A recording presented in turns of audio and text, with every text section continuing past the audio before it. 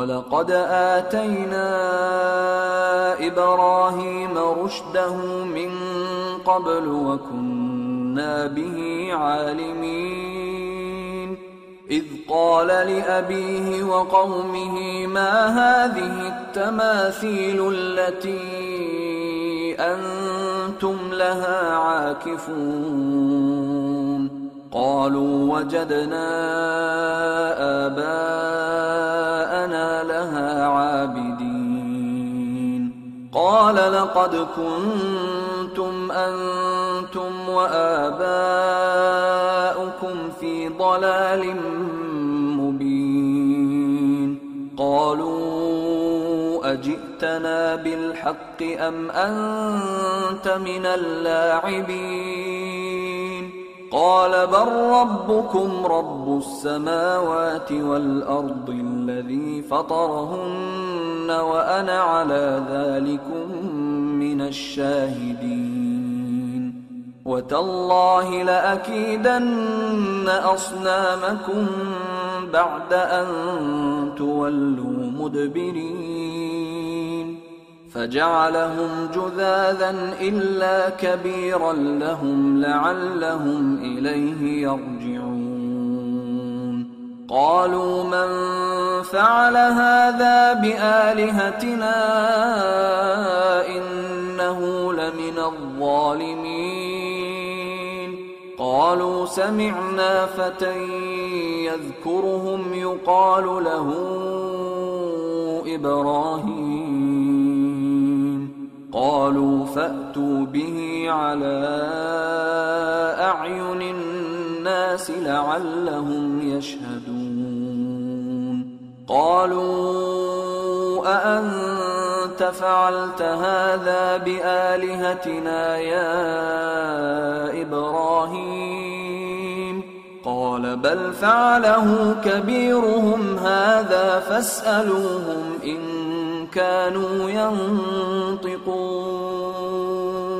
فرجعوا إلى أنفسهم فقالوا إنكم أنتم الظالمون ثم نكسوا على رؤوسهم لقد علمت ما هؤلاء ينطقون قال أفتعبدون من دون الله ما لا ينفعكم شيئا ولا يضركم أف لكم ولما تعبدون من دون الله أفلا تعقلون قالوا حرقوه وانصروا آلهتكم إن كنتم فاعلين قلنا يا نار كوني بردا وسلاما على إبراهيم وأرادوا به كيدا فجعلناهم الأخسرين ونجيناه ولوطا إلى الأرض التي باركنا فيها للعالمين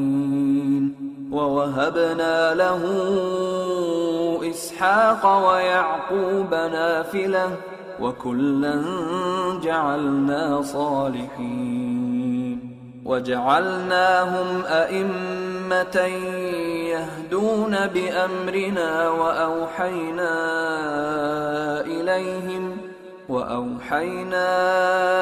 إليهم فعل الخيرات وإقام الصلاة وإيتاء الزكاة وكانوا لنا عابدين ولوطا آتيناه حكما وعلما ونجيناه من القرية التي كانت تعمل الخبائث إنهم كانوا قوم سوء فاسقين وأدخلناه في رحمتنا إنه من الصالحين ونوحا إذ نادى من قبل فاستجبنا له فنجيناه وأهله من الكرب العظيم ونصرناه من القوم الذين كذبوا بآياتنا إنهم كانوا قوم سوء فأغرقناهم أجمعين وداود وسليمان إذ يحكمان في الحرث إذ نفشت فيه غنم القوم وكنا لحكمهم شاهدين ففهمناها سليمان وكلا آتينا حكما وعلما وسخرنا مع داود الجبال يسبحن والطير وكنا فاعلين وعلمناه صنعة لبوس لكم لتحصنكم من بأسكم فهل أنتم شاكرون ولسليمان الريح عاصفة تجري بأمره إلى الأرض التي باركنا فيها وكنا بكل شيء عالمين ومن الشياطين من يغوصون له ويعملون عملا دون ذلك وكنا لهم حافظين وأيوب إذ نادى ربه أني مسني الضر وأنت أرحم الراحمين فاستجبنا له فكشفنا ما به من ضر وآتيناه أهله